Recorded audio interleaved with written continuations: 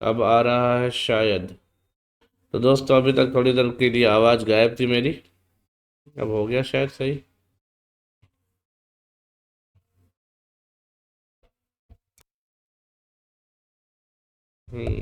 ठीक है। तो लेट्स गो फॉर दैट। ठीक है। ठीक है। तो ये दो एंट्री थी राइट इशू के लिए, इस पे आपको टेंशन लेने की जरूरत नहीं है। This was the right issue, ये आपको आराम से आ जाना, कोई मतलब नहीं इसके लिए। बोनस इशू के लिए आपको 50,000 चाहिए। मैंने क्या बोला, 50,000 कहाँ से लाओगे? ये 5,000 शेयर थे, 50,000। अब आपके पास अगर रिजर्व एंड सरप्लस देखोगे तो वहां पे केवल पीएनएल अकाउंट है 1,20,000 का। वैसे ये क्वेश्चन पिछली क्लास में करा दिया था, तो वहां पे भी देख सकते हैं आप। ठीक है। तो यहाँ पे 1,20,000, आप चाहो तो इसमें से 50,000 उठा लो, चाहो तो ये सिक्योरिटीज प्रीमियम का 25,000 ले लो, 25,000 पीएनएल से ले लो। आपके पास दोनों ऑप्शन जिंदा है। मैंने कहा फालतू काम नहीं करता, मैं सीधा पीएनएल से 50,000 उड़ा देता हूँ। ये ले लिया। बोनस की एंट्री है, दो एंट्री बोनस की हो गई, कोई दिक्कत नहीं होनी चाहिए मुझे लगता है। बोलो। इसके बाद इसके बाद कहता है कि डिबेंचर को रिडीम करना 3% प्रीमियम पे। तो भाई मेरे डिबेंचर कितने के थे सर? डिबेंचर 1,20,000 के थे। तो आपको पता है कि इस पे क्या बनाना पड़ेगा आपको? डीआरआर बनाना पड़ेगा। कितने परसेंट डीआरआर बनेगा? तो 10% कितना आएगा? 12,000 डीआरआर बनेगा, 12,000 रुपए का। तो डीआरआर की एंट्री क्या होगी? अरे वो भी पीएनएल से उठा लिया मैंने, बहुत पैसा था पीएनएल में, इतना तो था कि काम हो जाएगा। तो मैंने क्या एंट्री कर दी? पीएनएल डेबिट टू, और रिडीम करने जा रहे हो। तो जिस फाइनेंशियल ईयर में रिडीम होता है उस फाइनेंशियल ईयर के 30 अप्रैल तक क्या बनाना होता है? तो डीआरआई भी बना दिया 15%। मुझे लगता है ये भी क्लियर होगा। फेस वैल्यू पे, जो रिडीमेबल वैल्यू होगा, जो रिडेम्पशन होने जा रहा है उसकी फेस वैल्यू। डन हो गया।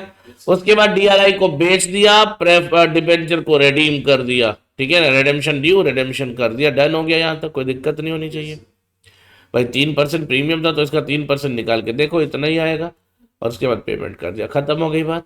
अच्छा, इसके बाद हमारा काम खत्म नहीं हुआ। हमें क्या करना है? पहले जो हमारा प्रीमियम ऑन रिडेम्पशन था उसको राइट ऑफ करना था, तो मैंने उसको भी पीएनएल से राइट ऑफ कर दिया। डीआरआर का जो अमाउंट था वो कहाँ भेजना था? जनरल रिजर्व में, तो मैंने उसको भी जनरल रिजर्व में भेज दिया। मुझे नहीं लगता कि कुछ और भी बाकी था, इसलिए मैंने क्वेश्चन को यहीं क्लोज कर दिया।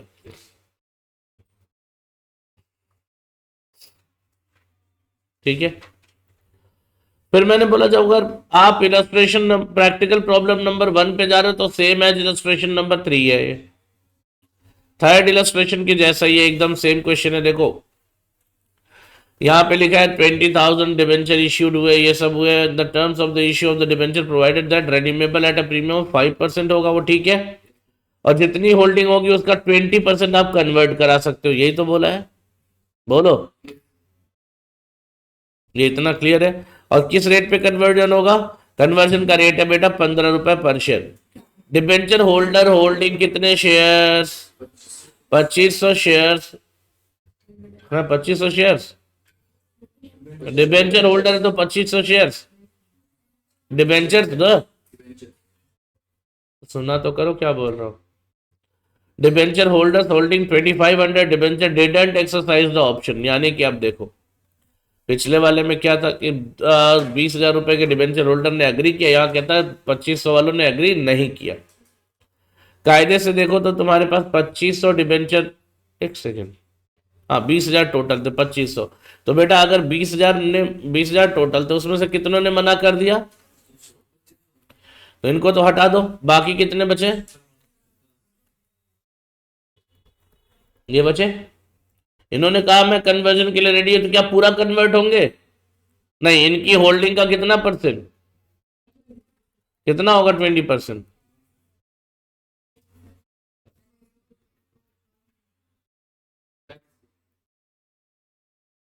और बाकी 80% बताओ ना निकाल के। ये कैसे जाएगा?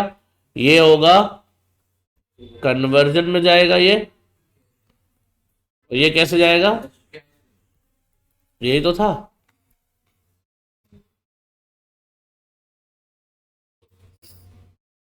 पक्का?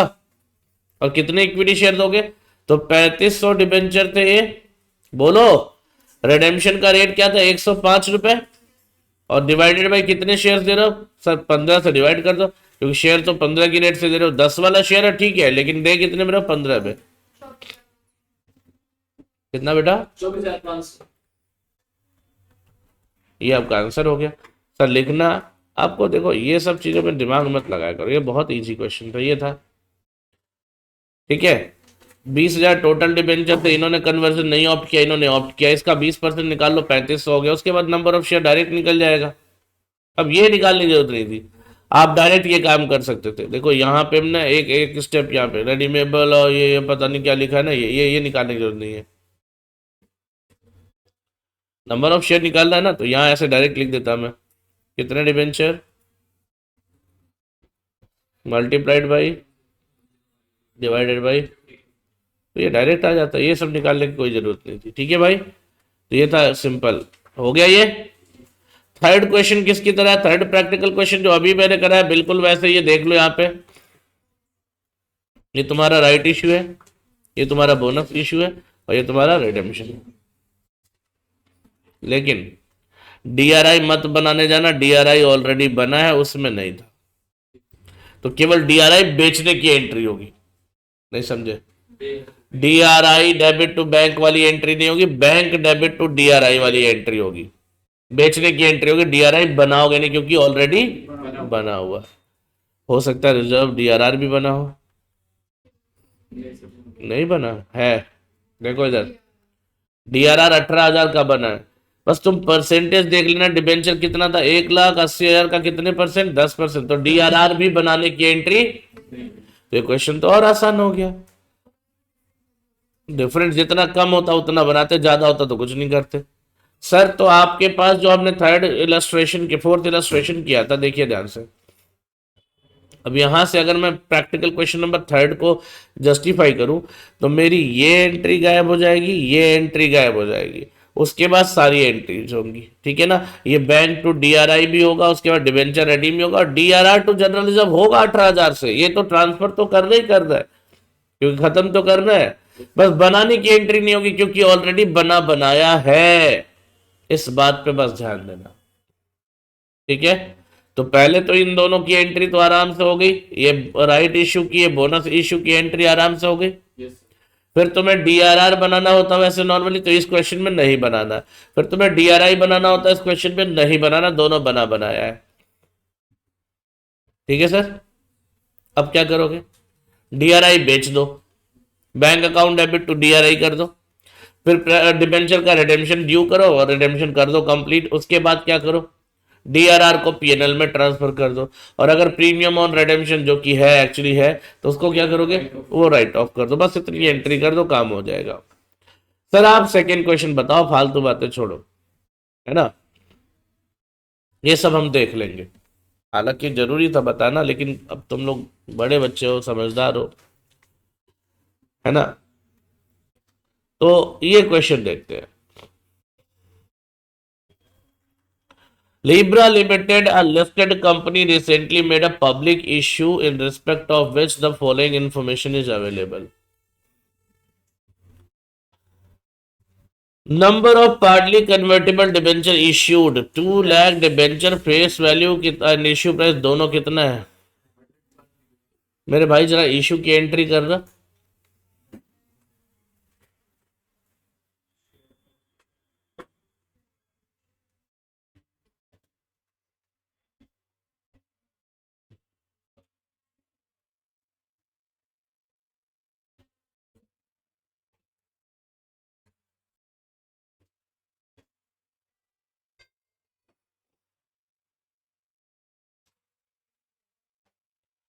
सर ये है आपका क्वेश्चन नंबर 3, प्रॉब्लम नंबर 3।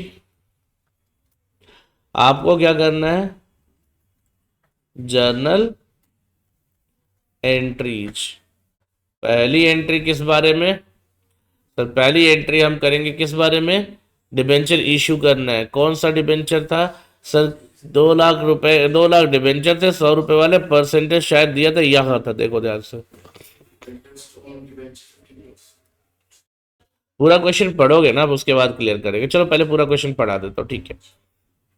तो ये डिबेंचर इशू किया, फेस वैल्यू और इशू प्राइस दोनों पार पे ही है, ये 100 है। Convertible portion of debenture 60% convert करा सकते हो 6 महीने बाद कभी भी। 6 महीने कब से? Closure of the issue. Closure of the issue कब है? अलॉटमेंट की डेट और रेट ऑफ इंटरेस्ट, यानी वो 15% डिबेंचर है। और कन्वर्जन का रेट क्या होगा? कह रहे 10 रुपए वाला इक्विटी शेयर दूंगा, कितने रुपए में? Number of debenture applied for conversion कह रहे सारे 2 लाख थे, 2 लाख पूरे। लेकिन अभी बात करूंगा क्या होगा। इंटरेस्ट जो है वो हाफ ईयरली 30 सितंबर 31 मार्च को हो जाता है। अब जर्नल एंट्रीज करनी है। अब आपको ध्यान से देखना है, पहले तो मैं एंट्री करूंगा किस बात की?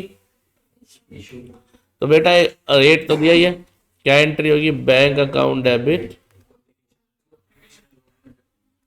To debenture application and allotment account. मुझे लगता है एकदम सिंपल है, ये बहुत आराम से समझ में आया होगा। कितना बेटा? 2 लाख मल्टीप्लाइड में 100, 2 लाख शेयर्स थे, 100 रुपए फेस वैल्यू थी, और उसी में इश्यू भी किया था 2 करोड़। तो मैं 200 लैक्स लिख दूं? हाँ 200 लिख देता हूं, क्या दिक्कत है?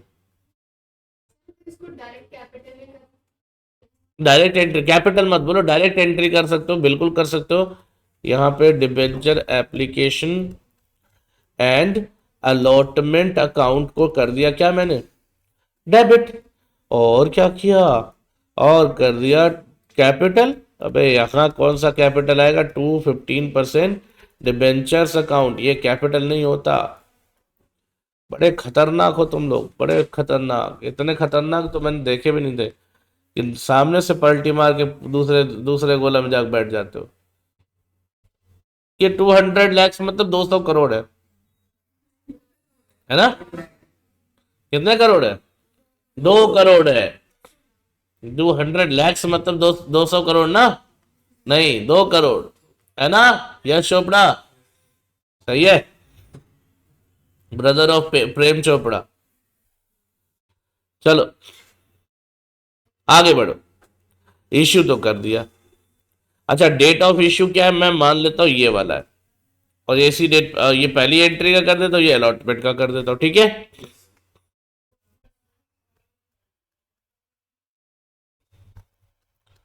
Twenty one. और अलॉटमेंट की डेट क्या है बेटा? 1 जून।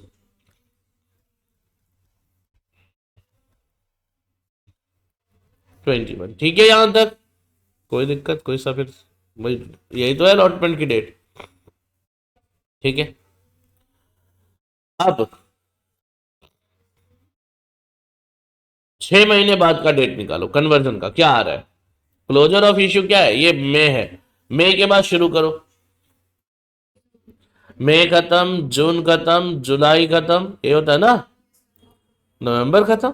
अबे मई, जून, जुलाई, अगस्त, सितंबर, अक्टूबर, ये 6 खत्म हो गए, 1 नवंबर आएगा ना? बोलो यार। लेकिन क्या पहले 1 नवंबर आएगा या 30 सितंबर आएगा? ओ हो, ये तो गड़बड़ है यार। अगर 30 सितंबर आएगा तो पहले क्या करेंगे हम? इंटरेस्ट देंगे। कितने दिन का इंटरेस्ट हो गया ये? 6 महीने। इशू किया है 1 मई को, 6 महीने का इंटरेस्ट दोगे भाई साहब? तो मई, जून, जुलाई, अगस्त, सितंबर, कितना? 5 महीने का इंटरेस्ट निकालो जरा, कितने पे? 200 लैक्स यानी 2 करोड़ पे।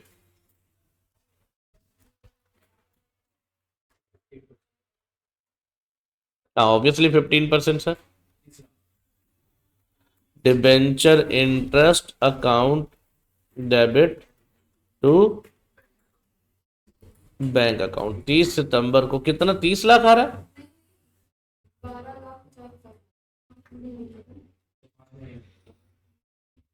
तो कितने दिन का निकाला? 2 करोड़ का 15% पूरे साल का होगा, तुम्हें तो 5 महीने का निकालना है ना? कितना आया? तो 12.50, क्योंकि हमारा अमाउंट लैक्स में चल रहा है ना, तो मैंने 12.5 लिख दिया, कोई दिक्कत? अच्छा अब तो नवंबर आ सकता है ना, तो 1 नवंबर ले आया मैं, नवंबर देखो ध्यान से, नवंबर फर्स्ट, मस्त क्वेश्चन है, थोड़ा ध्यान देना, इसीलिए लास्ट क्लास में छोड़ दिया था, जल्दी जल्दी में नहीं कराया। 1 नवंबर को क्या हुआ, 1 नवंबर 21 को क्या हुआ, ध्यान से देखें आप लोग। सबसे पहले तो कन्वर्जन, तो वर्किंग नोट बनाएंगे हम, ध्यान से देखिए। नंबर ऑफ डिबेंचर्स है कितने, 2 लाख। तो number of debenture opting for conversion,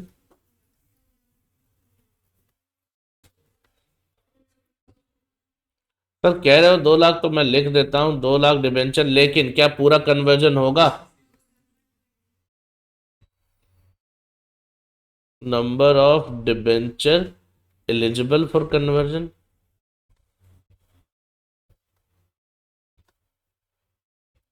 इसका 60%, 1,20,000 डिबेंचर्स, डन है सर।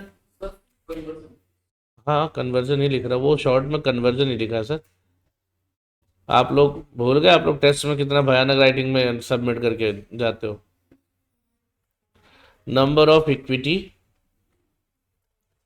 शेयर, तो सर 1,20,000 को कन्वर्ट करने, एक बात बताओ, रिडेम्पशन करते वक्त क्या प्रीमियम के बारे में बोला था क्वेश्चन में कुछ, कि प्रीमियम पे होगा, कह रहे नहीं सर ऐसा कुछ तो नहीं दिख रहा है यहाँ पे, सब कुछ नॉर्मल नॉर्मल सा है, तो कुछ नहीं है तो प्रीमियम नहीं है, तो कितने से मल्टीप्लाई करोगे, 100 से मल्टीप्लाई करोगे, और डिवाइड कितने से करोगे बेटा, 60 से, क्योंकि एक शेयर कितने में दे रहे हो, 60 रुपए, तो निकालना, 2 लाख इक्विटी शेयर्स आ रहे हैं, श्योर, 2 लाख शेयर्स, डन है ना, श्योर है ना।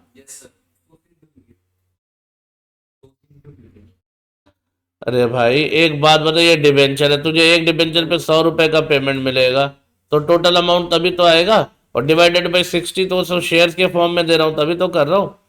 अगर नहीं दिया तो 100 अगर कुछ अलग दिया होता तो उससे करता, 100 रुपए में ही रिडीम कर रहा है वो। तो भाई क्या हो गया, देखो ध्यान से, कितने का कन्वर्जन हो गया सर, 2 लाख शेयर्स मिले, 1,20,000 डिबेंचर, 1,20,000 डिबेंचर की वैल्यू बताओगे मुझे। अच्छा बाकियों का पेमेंट वेमेंट तो नहीं बोला ना कुछ ऐसे, हाँ बाकी का पेमेंट करना है भाई, देखो यहाँ पे, तो amount paid in cash, conversion में सब चलेगा, मतलब सब खत्म हो गया ना, अमाउंट पेड इन कैश, तो कितने बच गए, 80,000, और मल्टीप्लाइड बाई कितना, कितना हो जाएगा,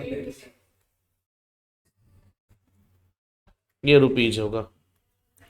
so now I am moving forward, और मैं पूरा रिडेम्पशन करता हूँ, तो कितने परसेंट डिबेंचर थे हमारे पास, 15% डिबेंचर्स अकाउंट क्या कर दूंगा मैं, ये अज्यूम कर रहा हूं मैं कि सारे रेडीम हो गए बस, तो कितने होंगे बेटा, पूरे 200 लैक्स, 2 करोड़। इसमें से मैंने क्या किया, कितने शेयर्स दे दिए बेटा, 2 लाख, कितने वाले, 10 रुपए वाले शेयर दिए 60 रुपए में। तुम लोग भांग भांग पी के आए हो क्या आज, कह रहा हाँ, अच्छा इसके लिए हाँ बोल रहे हो, तो बोला करो ना खुल के, अब तुम ऐसे कहोगे, मैं क्वेश्चन करूंगा तुम ऐसे करोगे, तो उसका जवाब तो वही लगेगा ना। इक्विटी शेयर कैपिटल अकाउंट, ध्यान से देखना बेटा, कितने शेयर दिए थे, 2 लाख शेयर, एक शेयर कितने का था, 10 रुपए वाला, तो ये यहां आ जाएगा 20 लाख, तो मैं यहां लिखूंगा क्या, 20, टू लिखूंगा क्या, सिक्योरिटीज प्रीमियम अकाउंट। आपको इसके बारे में भी क्लियर होना चाहिए कि 2 लाख शेयर्स पे 50 रुपए का प्रीमियम था, तो कितना आ जाएगा, तो 1 करोड़ को कितना लिख दूंगा मैं, 100, और बाकी अमाउंट कैसे पेमेंट किया था, कैश में, तो यहां लिख दूंगा मैं बैंक अकाउंट, कितना, 80 लैक्स, हो गया 200 का हिसाब क्लियर, हो गया खत्म, डिबेंचर, डिबेंचर खत्म हो गया, रिडीम हो गया। आगे कुछ बोला है यहाँ पे, नहीं बोला, बाकी फॉर्मेलिटीज कर देंगे हम साल के आखिरी में। सर क्या फॉर्मेलिटीज करने के लिए, डिबेंचर इंटरेस्ट को 31 मार्च, देखो ध्यान से, मार्च 31, 22, यहाँ पे जो डिबेंचर इंटरेस्ट हो पीएनएल के डेबिट में चला जाएगा, तो PNL account debit to debenture interest account, कितना बेटा? बोलिए। अच्छा 1 महीने गैप था ना, सॉरी, हाँ 2 महीने, 1 महीने गैप है ना। चलो 1 महीने का गैप है तो इसको इंटरेस्ट मिलेगा कब? मार्च में। मुझे भी लगा था, मैंने कुछ गड़बड़ लिख दिया बीच में, एक एंट्री इसकी कम लग रही थी ना एंट्री, मैंने कहा अभी तो ज़्यादा लग रहा था। तो 1 महीने का इंटरेस्ट देंगे भाई इनको?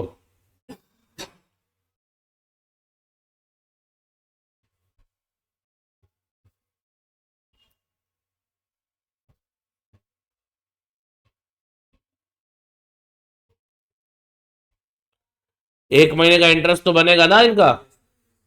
भाई रेडीम तो कर दिया, उसी दिन नवंबर को ही इंटरेस्ट दे दे? नहीं सर, March 31 को देना, क्योंकि कंपनी उसी दिन इंटरेस्ट देते, बीच में कोई मतलब नहीं है। अमाउंट तो 1 महीने का ही निकलेगा। जरा निकालना कितने का? सर पूरे का, देखो ना यहाँ पे इंटरेस्ट का गैप आ रहा है, नहीं आ रहा, यही है गैप। इस दिन खत्म हो जाते तो इंटरेस्ट मिल गया था, अब उसके बाद नहीं मिलता, लेकिन सितंबर के बाद नवंबर तक का, 1 नवंबर, तो सितंबर खत्म हो चुका था, अक्टूबर बचाओ, 1 महीने का इंटरेस्ट बताओ कितना है?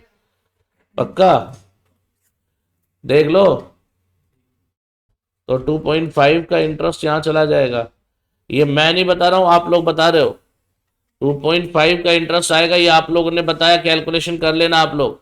मैं अभी फिर से रिकॉल करूंगा, पूरा क्वेश्चन रिवाइज करूंगा, टेंशन मत लो, अभी पूरा बताऊंगा। अब हम इसको मार्च में ही पीएनएल में भेजेंगे।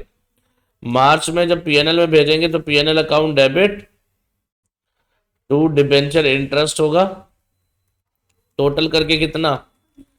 15। ठीक है, ये इतना है, कुछ और तो नहीं है। ठीक है, चलिए मैं एक बार आपको यहाँ क्लियर बता देता हूँ, यहाँ पे कैसे आया ये अमाउंट डिबेंचर का। देखो हमने इशू किया था कितने डिबेंचर, ये अमाउंट इन लैक्स है, सारे अमाउंट लैक्स में है, मल्टीप्लाइड बाई 100। ठीक है, वही काम यहाँ भी हो गया, कोई दिक्कत? फिर डिबेंचर इंटरेस्ट, इसका वर्किंग नोट अगर कैलकुलेशन में बनाओ तो क्या होगा सर? 2 लाख मल्टीप्लाइड बाई 100, ये तो फेस वैल्यू आ गया। अब इस पे मल्टीप्लाई करेंगे हम कितने परसेंट? 15%, और उसके बाद 6 महीने का था, नहीं 5 महीने का सर 5 महीने का था तो 5/12। डन है? ठीक है। अब बाई अजम्पशन कि मैं सारे डिबेंचर को रिडीम कर रहा हूं तो यहाँ पे कितना आ जाएगा सर? यहाँ पे सिंपल है, 200 × 100 आएगा, यही तो आएगा, इसी को तो खत्म करोगे आप लोग, ये खत्म हो गया। उसके बाद ये अमाउंट कैसे है, आपको ये तीनों अमाउंट का वर्किंग नोट आपको मिल जाएगा, लिखा था आपको, यहाँ पे देख सकते हैं आप, ये है, ये अमाउंट शेयर में कन्वर्ट हुआ है और ये कैश में गया है, मैंने पूरा रिडीम कर दिया। उसके बाद आपको पता चलना चाहिए कि यहाँ इंटरेस्ट गया था इस क्वेश्चन में, यहाँ इंटरेस्ट, कंपनी 2 बार इंटरेस्ट देती है, कब कब? 30 सितंबर और 31 मार्च को। लेकिन एक बात बताओ, इंटरेस्ट तो टाइम फैक्टर के बेस पे चलता है ना, टाइम हो गया तो इंटरेस्ट तो लगेगा ही लगेगा। तो कंपनी ने यहाँ 30 सितंबर को इंटरेस्ट दिया था, उसके बाद 1 महीने गैप करके रिडीम किया है, तो कुछ भी हो जाए 1 महीने का इंटरेस्ट तो मिलेगा, ऑब्वियसली मिलेगा, तो आखिरी में ही, लेकिन मिलेगा 1 महीने का इंटरेस्ट। सर ये आखिरी में क्यों मिलेगा, यहाँ क्यों नहीं मिलेगा? क्योंकि क्वेश्चन ने बोला था कंपनी इंटरेस्ट कब पे करती है? 30 सितंबर और 31 मार्च को। कैलकुलेशन वो कुछ भी करेगा, पेमेंट तो उसी दिन करेगी। तो मैंने 1 महीने का इंटरेस्ट निकाला, कितने पे? देखिए ध्यान से, आपको सॉल्यूशन ये करना था, टोटल अमाउंट कितना था? अमाउंट तो तब यही था, बोलिए, मल्टीप्लाइड बाई 100 मल्टीप्लाइड बाई 15%, और 1 महीने था तो 1/12। इसका सॉल्यूशन अगर 2.5 करोड़ 2.5 लाख आ रहा है तो 2.5 लाख लिख देना। फिर देखो तुम्हारे पास एक इंटरेस्ट ये था 12.5 लाख का, एक इंटरेस्ट ये है 2.5 लाख का, टोटल इंटरेस्ट जोड़ के तुमने 15 लाख कहाँ ट्रांसफर कर दिए? पीएनएल अकाउंट में। ये एंट्री है तुम्हारी। एंड ऑब्वियसली आई चेक कि आईसीआई ने क्या अजम्पशन लिया, पूरा रिडेम्पशन का अजम्पशन लिया या पार्शियल रिडेम्पशन का अजम्पशन लिया, आई टेल यू दैट कि उसमें क्या कर। तो मैं देखो नॉर्मल क्वेश्चन तो ये है हमारा, क्योंकि यार देखो कन्वर्जन कराएगा बाकी, राइट, कन्वर्जन करा लेगा, बाकी के लिए कैश ले लेगा, आमतौर पर अभी तक तो यही बताया है। अगर if there will be any change तो आई डू दैट। पहले ये देख लो, इसका स्क्रीनशॉट ले लो आप। अरे भाई राइट ऑफ कर रहा हूँ ना डिबेंचर इंटरेस्ट को। यहाँ कितना था? 12.5 लाख, यहाँ पर था 2.5 लाख, दोनों इंटरेस्ट जोड़ के 15 लाख का इंटरेस्ट पेमेंट किया, तो पीएनएल के डेबिट में ले जाऊंगा ना। आता हूँ, पहले इसका स्क्रीनशॉट। अब बोलो। अगर देखते हैं ये आपने इक्विटी शेयर डाले हैं 2 करोड़ के डाले, अगर इसका काम आता तो उसको दिया जाता था। ये रिडेम्पशन है प्रेफरेंस शेयर का। सीआरआर किसके केस में आता था बेटा? कैपिटल के केस में आता था। ये डिबेंचर रिडेम्पशन है। बदमाशी देखो, मिक्स कर दिया तूने। प्रेफरेंस शेयर नहीं है, डिबेंचर है। ना आई चेक कि आईसीआई ने क्या जम्पशन लिया है, तो आई गो विद दैट। आईसीआई ने पहला काम तो बिल्कुल वही किया जो हमने किया है। फिर उसके बाद देखो डिबेंचर रिडेम्पशन इन्वेस्टमेंट बनाया है, डीआरआई बनाया, ये हमने नहीं किया डीआरआई बनाने का। ठीक है, कन्वर्जन वाले क्वेश्चन में नहीं बनाया मैंने।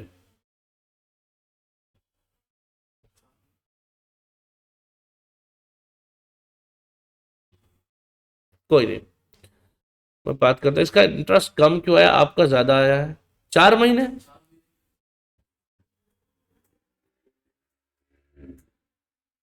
जस्ट अ सेकेंड, हमने फर्स्ट में देखा था ना।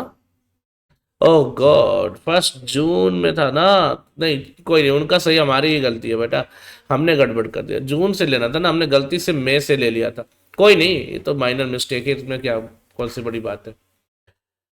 डेट मिस रीड हो गई, तुम लोग देखो दोनों डेट लिखा था ना। अब गलती गलती से ना पहला डेट दिमाग में आ गया, तुम लोगों ने बोला 6 महीने, मैंने भी कहा 5 महीने, मैंने कहा चल 5 महीने लगा दे। ठीक है, लेकिन यहाँ पे आएगा 4 महीने। 4 महीने क्यों? अलॉटमेंट की डेट से इंटरेस्ट मिलेगा ना तुम्हें, तो यहाँ पे 10 लाख आएगा। बिल्कुल मैंने बोला नहीं, उन्होंने गलत नहीं किया, वो ठीक है, तुम्हारी भी गलती नहीं। चलो जज्बाती को डेट देखते देखते कई बार हो जाता है, इतना तो, इतनी गलती तो एक्सेप्ट होती है। हाँ कभी कभार तुम लोग भयानक काम कर दे तो वो बड़ा खतरनाक होता है। तो चलो भाई, ये तो गड़बड़ है, ऐसा अगर ध्यान ना दो तो तुम लोग हो जाना था काम। मैंने डायरेक्ट पेमेंट कर दिया था, डायरेक्ट पेमेंट कर दिया था, इन्होंने भी डायरेक्ट पेमेंट कर दिया। अच्छा देखो ये देखो यहाँ पे ये समझ में आ रहा है, सेम हो रहा है एकदम, एकदम सेम है ये। बाकियों का पेमेंट इन्होंने नहीं दिखाया, तो इन्होंने ये माना है कि बाकियों का रिडेम्पशन नहीं हो रहा है, ऐसा मुझे लग रहा है। ठीक है ना? सो हम क्या करेंगे सर, है? ये दोबारा एंट्री, अच्छा थर्ड का शुरू हो गया, ओके। तो इन्होंने क्या किया देखो दोस्त, इन्होंने ये वाला काम हटा दिया। इन्होंने कहा है कि हम बाकियों का रिडेम्पशन नहीं कर रहे हैं। जो अजम्पशन मैंने लिया था, आईसीआई कहता है, देखो मुझे पता है आपने जो पहले किया था वो बिल्कुल सही, गलत नहीं है। हम अजम्पशन ले रहे थे सारे रिडीम हो गए, आईसीआई कहता नहीं जी, केवल शेयर वाले को रिडीम कर दो, कन्वर्जन वाले को रिडीम कर दो। तो केवल कन्वर्जन वाले को कर देंगे, क्या दिक्कत है यहाँ पे? तो यहाँ कितना कर लेंगे हम? यहाँ 1,20,000 कर लेंगे। मुझे लगता है आपको मेरी बात एकदम अच्छे से समझ में आ रही है। ये दोनों ऑप्शन होते हैं, याद रखना आप लोग। क्वेश्चन का अजम्पशन, क्वेश्चन ने क्लियर किया था क्या कि बाकियों का रिडेम्पशन नहीं करना है, और डिबेंचर होल्डर वही थे, तो हम क्या अजम्पशन नहीं ले सकते थे कि बाकी जो कन्वर्ट करा लिया बाकी कैश में ले जाएंगे, हाँ या ना? हम ये भी अजम्पशन ले सकते थे, हम ये भी अजम्पशन ले सकते कि चलो बाकी उन्होंने होल्ड करा एज अ डिबेंचर होल्डर। तो दोनों ऑप्शन हमारे लिए जिंदा थे, कुछ सोचने की जरूरत नहीं है। अब ऐसे में ना तुम्हारा ये एंट्री बदल जाएगा, ये जो इंटरेस्ट वाली एंट्री है ये बदल जाएगी। क्या बदलेगी मैं बता रहा हूं, ध्यान से देखिए। गेम है यहाँ पे, फिर मैं बता तो रहा हूँ, आईसीआई ने अजम्पशन लेके गेम कर दिया है, देखो ध्यान से। ये एंट्री तुम्हारी एकदम बढ़िया, मस्त बढ़िया, फर्स्ट क्लास समझ में आ गई होगी। ये भी हो गया, ये भी हो गया 10 लाख वाला, और ये आपका रिडेम्पशन का हो गया। आईसीआई ने क्या अजम्पशन लिया कि जो बाकी के 80 लाख रुपए के डिबेंचर बच गए उनका रिडेम्पशन नहीं करना है, और नहीं करोगे तो 6 महीने का इंटरेस्ट दो, वो तो लगेगा ही लगेगा।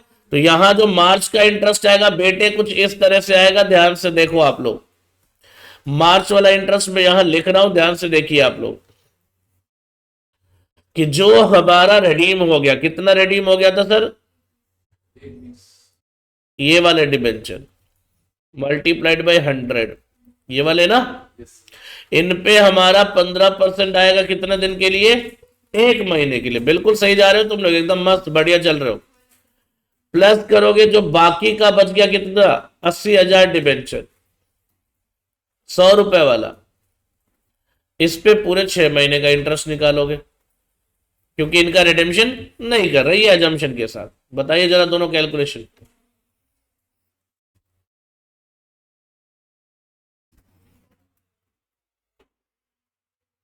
कैलकुलेशन तो करना है। क्या हुआ पहले वाले का? 150 मतलब 1,50,000 और दूसरे का टोटल हो गया 7,50,000। बताओ किसी बच्चे को दुविधा हुई? दिक्कत आनी थी ना, अगर आनी भी थी तो ये आनी थी। देखो ध्यान से, हमने क्या किया इसीलिए इस क्वेश्चन को नहीं कराया था, मुझे पता था कुछ ना कुछ अजम्पशन लेके इन्होंने चेंज किया होगा। भाई देखो अजम्पशन लेना तो we are free to assume, तो लेकिन हम अपना एग्जाम तो आईसीआई चेक करेगा तो उसके हिसाब से चलेंगे।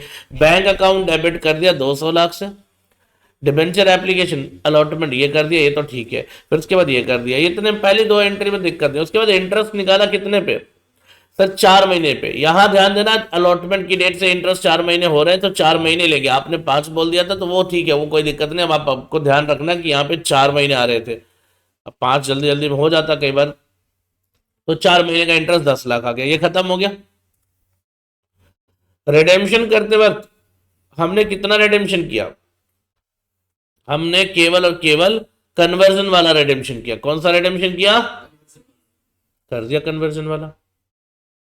सर यही तो था कन्वर्जन का डिटेल, देख लीजिए आप, आपके सामने है। 15% डिबेंचर 120 मतलब 1,20,00,000 के,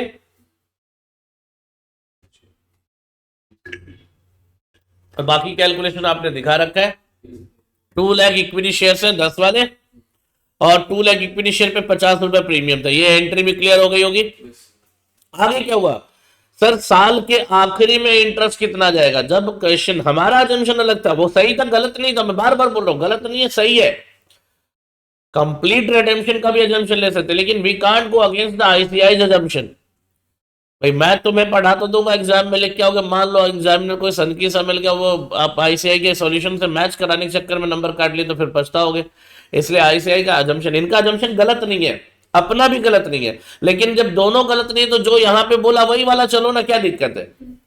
इन्होंने कहा बाकियों का रिटेंशन नहीं कर रहे हम, क्वेश्चन में कुछ भी लिखा नहीं था। तो ठीक है भाई, जिनका रिटेंशन हो गया उन पे 1 महीने का इंटरेस्ट, क्योंकि 1 महीने बाद रिटेंशन हुआ है, और जिनका नहीं हुआ उनके पूरे 6 महीने का इंटरेस्ट। टोटल मिला के 7.5 लाख रुपए का इंटरेस्ट बन गया, तो 7.5 लाख रुपए यहां मैंने लिख दिया। ठीक है बेटा, बोलो।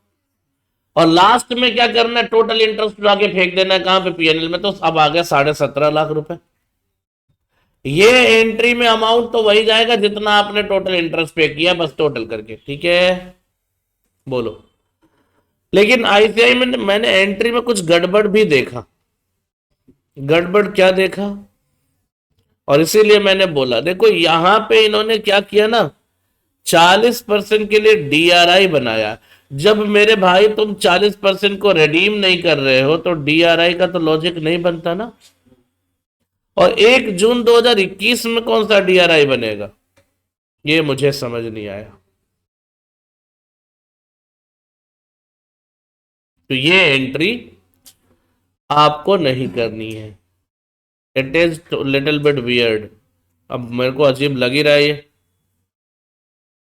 देखो ना, ये है अमाउंट टोटल उसका 40%, उसका फिर 15% डीआरआई लगाया, ये डीआरआई, तो डीआरआई 12 लाख रुपए। तो मैं तो ये बोल रहा हूँ ना, जिस फाइनेंशियल ईयर में रिडेम्पशन होता है उस फाइनेंशियल, जब तुमने मैंने यही तो बोला, इन्होंने उस 40% को रिडीम किया क्या? नहीं किया। इन्होंने कहा उसको रिडीम नहीं करना, 60% को कन्वर्ट कर दो, बाकी को रिडीम। तो जब रिडीम नहीं कर रहे हो तो डीआरआई का लॉजिक है। डीआरआई का क्या प्रोविजन पड़ा था? जिस फाइनेंशियल ईयर में आप डिबेंचर को रिडीम करने जा रहे हो, उस रिडीम होने वाले डिबेंचर की फेस वैल्यू क्या 15% मिनिमम आपको डीआरआई बनाना है अप टू 30 अप्रैल। ठीक है भाई, ये अप्रैल के बाद का ही दिन है, अप्रैल तो चला जा चुका है, तो आप बाद में बनाओगे, रूल तो फॉलो करना मजबूरी है। तो आपने इश्यू के दिन ही बना लिया, लेकिन भाई रिडेम्पशन तो कर ही नहीं रहे हो ना इस साल, कहां कर रहे हो रिडेम्पशन? नहीं कर रहा ना रिडेम्पशन, बताओ ना भाई, कहां रिडेम्पशन कर रहा है, बोलो। और आखिरी एंट्री पीएनएल वाली इन्होंने मिस करी, वो आप मिस मत करना। यानी कि इनके क्वेश्चन में, वैसे तो मैं इनकी बाकी सारी बातों को अग्री करता हूं, सारे अजम्पशन, लेकिन कुछ चीजें जो गलत है वो पूरी तरीके से गलत है, उस पर नहीं जाएंगे। जैसे ये एंट्री आपकी रिक्वायर्ड नहीं है, डन है, डन। और लास्ट में पीएनएल की एंट्री, यानी वो ट्रांसफर वाली एंट्री जो डिबेंचर इंटरेस्ट की होती है, वो जरूर करना, वो होता ही है। साल के आखिरी तक पहुंच गया तो फिर राइट ऑफ तो करना पड़ेगा ना नॉमिनल अकाउंट्स को। तो मेरे भाई बहुत सिंपल सी बातें थी। ये दोनों एंट्री हमारे बिल्कुल सेम है, हमारे अजम्पशन भी सेम थे। यहाँ इन्होंने ये जो एंट्री करी है इसका लॉजिक मुझे समझ नहीं आया, तो इसकी इस एंट्री को नहीं करना आपको। बाकी आपको पता है यहाँ आपने गलती करी थी 5 महीने बोलकर, यहाँ पे इन्होंने सही लिखा 4 महीने, हमने इसीलिए गलत कैलकुलेशन कर लिया था। अभी सही है 4 महीने का होगा, ठीक है। ये एंट्री हमारी और इनकी सेम अजम्पशन बेस्ड है। अब इनफैक्ट पता है ये एंट्री मैं करता ना तो समझ में भी आता, क्योंकि मैंने फुल रिडेम्पशन मारा था, इन्होंने कर रखा है जबकि इनको नहीं करना था। ये डन है यहां तक, पक्का। तो ये वाला अमाउंट हो जाएगा। और मैंने क्यों नहीं किया था मैं बताता हूं। मैं सर आपने क्यों नहीं किया था, इन्होंने तो नहीं किया, चलो समझ में था, आपने क्यों नहीं किया था। मैंने ये लाइन यहाँ पे ध्यान नहीं दी थी, तो मैं डीआरआर और डीआरआई की कंसेप्ट से अगेंस्ट चला गया था, बस यही समझ लो, ठीक है ना। तो मैंने ध्यान नहीं दिया था। अभी क्या है कि इन्होंने रिडेम्पशन का माना ही है, तो हमें कोई करने की जरूरत भी नहीं है। बाकी सब ठीक है, लास्ट की एंट्री मिसिंग है। सब आपका परफेक्ट सॉल्यूशन जो बनेगा इस क्वेश्चन के लिए वो ये होगा, ना कि और कोई।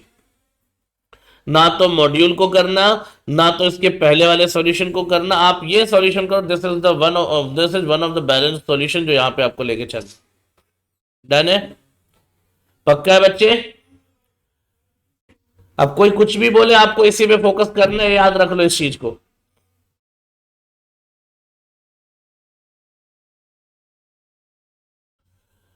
ध्यान से देख लो, आपको लॉट ऑफ लोग मिलेंगे यहाँ पे जहां पे तुमको आईसीआई के सॉल्यूशन को भगवान की तरह मानकर एकदम जस्टिफाई करने बैठ जाएंगे। हालांकि आईसीआई भी बाद में, ऐसा कई बार होता है कि आईसीआई गलत सॉल्यूशन दे देता है, बाद में वो करेक्ट कर लेता है, लेकिन जो उसको भगवान मान के करेक्शन उसको एकदम सही बताते हैं, उसके अपनी तरफ से 10-12 जम्पशन लगा लेते हैं।